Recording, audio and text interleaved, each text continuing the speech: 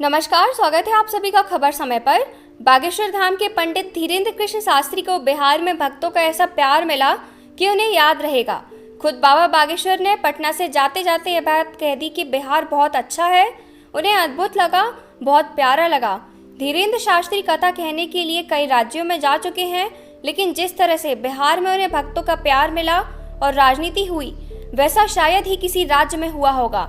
ऐसे में बाबा ने भी कथा के अंतिम दिन मान लिया कि उनके सपने को बिहार पूरा कर सकता है। पटना के नौबतपुर में तरेल पाली में 13 मई से 5 दिवसीय हनुमान कथा का आयोजन किया गया था। बाबा के आने से पहले ही बिहार के सियासी गलियारे में ऐसी बयानबाजी शुरू हुई कि पक्ष और विपक्ष आमने सामने हो गया। एक तरफ हिंदू मुस्लिम को लेकर बाबा पर सत्ताधारी दल के नेता हमलावर थे, तो वहीं दूसरी ओर विपक्ष यानी बीजेपी के सामने कार्यक्रम को सफल बनाने की चुनौती थी। यही कारण था कि बीजेपी के नेताओं ने खुलकर कह दिया कि हिम्मत है तो बाबा बागेश्वर को गिरफ्तार करके दिखाओ। बिहार आने से पहले ही बाबा अपने हिंदू राष्ट्र वाले बयान को लेकर चर्चा में हैं। कहीं इसका विरोध हो रहा है तो कहीं समर्थन मिल रहा है। कई बार यह भी कह रहे हैं कि उन्हें भारत को हिंदू राष्ट्र बनाना है, हिंदू राष्ट्र बनाने ही उनका सपना है। बिहार सरकार के मंत्री और लालू के बड़े बेटे तेज प्रताप यादव ने विरोध करना शुरू किया और कह दिया कि बाबा हिंदू मुस्लिम करने आ रहे हैं तो उन्हें वो एयरपोर्ट पर ही घेर लेंगे। ऐसे में बिहार में एंट्री से पहले बाबा बागेश्वर का जबरदस्त विरोध हो गया था। 13 मई को पटना एयरपोर्ट पर जब धीरेन्द्र शास्त्री पहुंचे तो उन्होंने फिर बयान दिया कि वह हिंदू मुस्लिम नहीं बल्कि हिंदू हिंदू करते हैं। बाबा की कथा सुनने के लिए जिस तरह से तरेत पाली मठ में लोगों की भीड़ उमड़ी, उसे देखकर यह सहज अंदाजा लगाया जा सकता है कि भक्तों की बाबा के प्रति कितनी दीवानगी है। बिहार में बाबा का विरोध हुआ, पोस्टर फाड़े गए, पोस्टर पर 420 लिख दिया गया, लेकिन बाबा ने भीड़ और भक्तों का प्यार देखकर मान लिया और उन्होंने उम्मीद की है कि बिहार ही है वो जगह जहां से उनका सपना पूरा हो सकता है। बिहार की राजधानी पटना के तरेत पाली में 5 दिन की हनुमान कथा के बाद बागेश्वर धाम सरकार पंडित धीरेन्द्र शास्त्री विदा हो गए।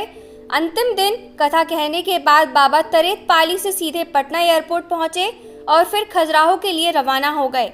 इस दौरान एयरपोर्ट पर बाबा को देखने के लिए भीड़ उमड़ी, भक्तों की आंखों में आंसू छलक रहे थे।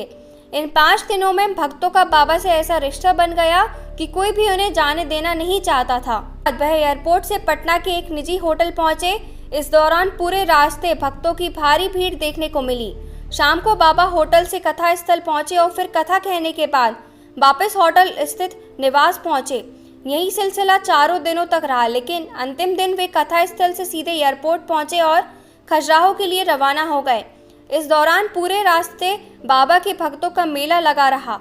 होटल से लेकर कथा स्थल तक सड़कों पर भी सिर्फ भक्त दिखाई दिए। सभी भक्तों की एक ही इच्छा थी कि एक बार बस बाबा के दर्शन हो जाए। इस दौरान जिनको बाबा के दर्शन नहीं हुए वह उनकी गाड़ी को छूकर ही आशीर्वाद लेते दिखे। बागेश्वर धाम सरकार पंडित धीरेन्द्र शास्त्री की कथा सुनने जबरदस्त भीड़ पहुंची। कथा के दूसरे दिन भीषण गर्मी के बीच करीब 7-8 लाख लोगों की एकजुटता एक ही स्थान पर होने की वजह से कई लोगों को सांस लेने में दिक्कत आने लगी। भीड़ बेकाबू हो रही थी और पंडाल में हर जगह धूल ही धूल उड़ रही थी। इसी वजह से कथा को बीच में रोकते हुए बाबा ने लोगों से अपील कर दी कि अगले दिन कोई भी कथा सुनने नहीं आए। भक्तों ने बाबा की बात मानी और अगले दिन भीड़ में कमी आई, लेकिन फिर दूसरे दिन छोड़कर हर दिन औसतन 5 लाख लोगों की भीड़ रही। अगर आपको ये खबर अच्छी लगी हो तो इस वीडियो को लाइक करें, शेयर करें और हमारे यूट्यूब चैनल को सब्सक्राइब करें। और ऐसी ही खबरें जानने के लिए आप जुड़े रहें हमारे साथ और देखते रहें खबर समय पर। धन्यवाद।